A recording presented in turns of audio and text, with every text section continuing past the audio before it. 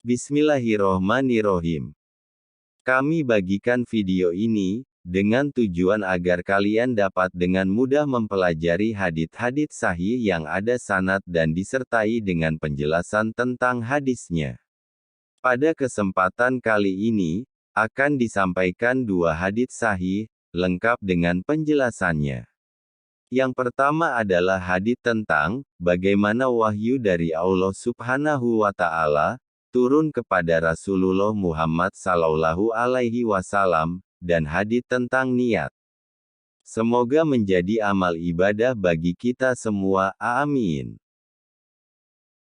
Assalamualaikum warahmatullahi wabarakatuh. Semoga dengan menyimak video berikut ini, dapat menambah pundi-pundi pahala dan amal ibadah kita semua.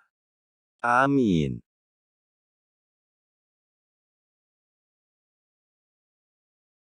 Telah menceritakan kepada kami Abdullah bin Yusuf, ia berkata, telah mengabarkan kepada kami Malik, dari Hisyam bin Urwah, dari bapaknya, dari Aisyah, Ummul Mukminin, bahwasanya Al-Harits bin Hisyam pernah bertanya kepada Rasulullah, tanyanya, wahai Rasulullah, bagaimana wahyu itu turun kepada engkau?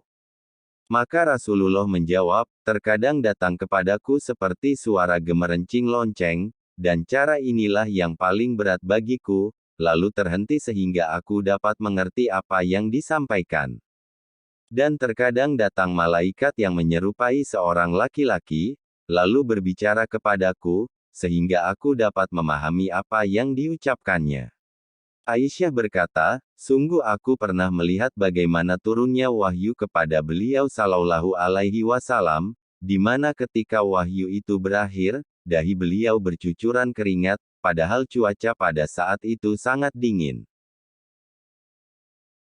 Setelah itu, Abdullah bin Yusuf melanjutkan ceritanya, kemudian Al-Harits bin Hisyam bertanya lagi, apakah engkau tak merasa kehilangan sesuatu setelah wahyu itu berakhir? Rasulullah menjawab, ya, setelah wahyu itu berakhir, aku merasa seolah-olah ada suatu kekuatan yang mengalir keluar dariku, dan aku merasa sangat lelah dan lemah. Aisyah juga pernah menceritakan pengalamannya saat Rasulullah menerima wahyu. Ia mengatakan bahwa ketika wahyu turun, suara itu terdengar seperti gemerencing lonceng dan dahi Rasulullah akan berkeringat. Kemudian setelah wahyu itu berakhir, Rasulullah akan kembali normal namun tetap merasa lelah dan lemah. Dari cerita ini, kita dapat melihat bahwa cara wahyu turun kepada Rasulullah bervariasi, kadangkala melalui suara gemerencing lonceng dan kadangkala melalui malaikat yang menyerupai seorang laki-laki. Selain itu, wahyu itu juga memberikan efek fisik pada tubuh Rasulullah, seperti berkeringat dan merasa lelah. Ini menunjukkan betapa beratnya tugas Rasulullah sebagai utusan Allah Subhanahu wa Ta'ala yang menerima wahyu dan menyampaikan ajarannya kepada umat manusia. Telah menceritakan kepada kami Al-Humaydi Abdullah bin Az-Zubair, ia berkata, telah menceritakan kepada kami Sufyan, ia berkata, telah menceritakan kepada kami Yahya bin Sa'id Al-Ansari, ia berkata, telah mengabarkan kepada kami Muhammad bin Ibrahim At-Taimi, bahwa ia pernah mendengar Alqamah bin Waqas Al-Laitsi berkata, aku pernah mendengar Umar bin Al-Khattab di atas mimbar berkata, aku mendengar Rasulullah bersabda, semua perbuatan tergantung niatnya, dan balasan, bagi tiap-tiap orang tergantung apa yang diniatkan. Barang siapa niat hijrahnya karena dunia yang ingin digapainya atau karena seorang perempuan yang ingin dinikahinya, maka hijrahnya adalah kepada apa yang ia niatkan. Hadis yang dikutip adalah hadis yang terkenal dalam Islam dan sering disebut sebagai hadis niat.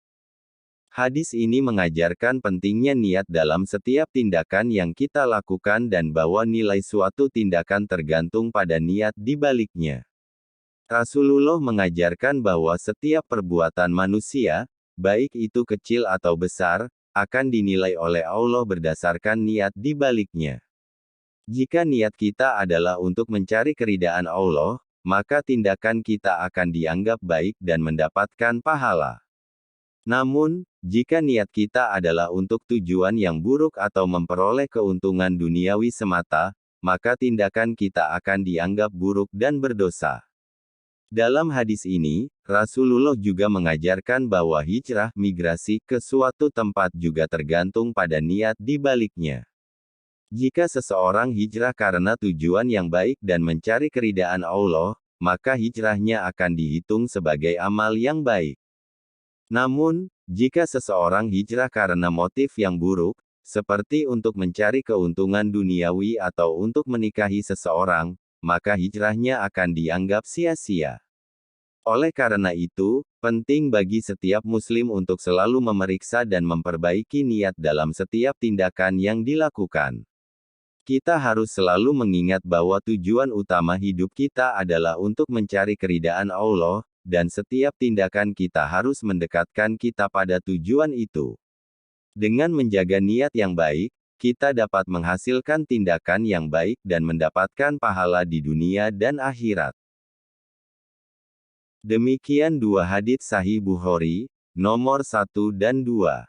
Hadits-hadits lainnya akan kami bagikan pada video berikutnya, insya Allah. Dukung channel kami dengan like, komen dan subscribe. Jazakallah khairan kasiran, barakallahu fiikum.